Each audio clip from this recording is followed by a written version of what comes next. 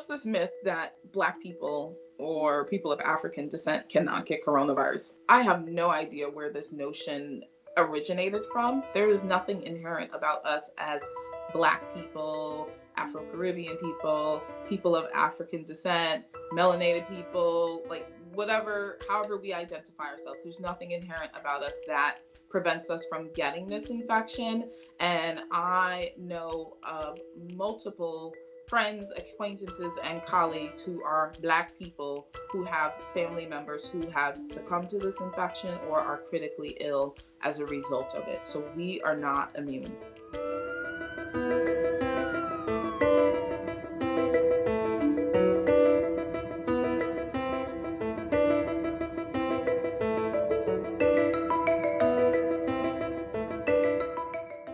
Increased number of comorbid conditions that we experience, like high blood pressure, diabetes, being obese and overweight. These are all, starting to become more clearly delineated risk factors as more and more people get impacted by this infection and as we learn more. And then we have all of the other same issues that everybody else in the world has. So cancer diagnoses, autoimmune diseases, asthma. Asthma is actually increased in prevalence in city communities and more densely populated communities. Our children and our adults tend to have more frequent diagnoses of asthma and tend to do worse with these types of conditions. And then other things that we might do habitually. So are you a smoker? Are you a drinker? And then our communities tend to not have immediate access to healthcare. And then on top of that, sometimes we're dealing with healthcare disparities. So are we being taken seriously when we present for medical attention?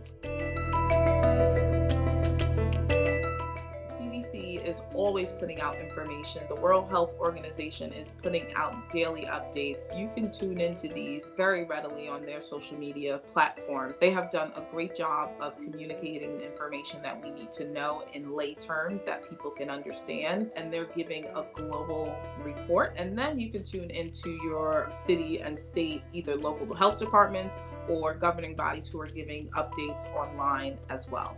We have to tackle this thing from every point that we can possibly tackle it so that we diminish the spread in our community so that we can flatten the curve. It's not going to go away quickly, but we all must do our part and really take this thing seriously if we're going to get ahead of it.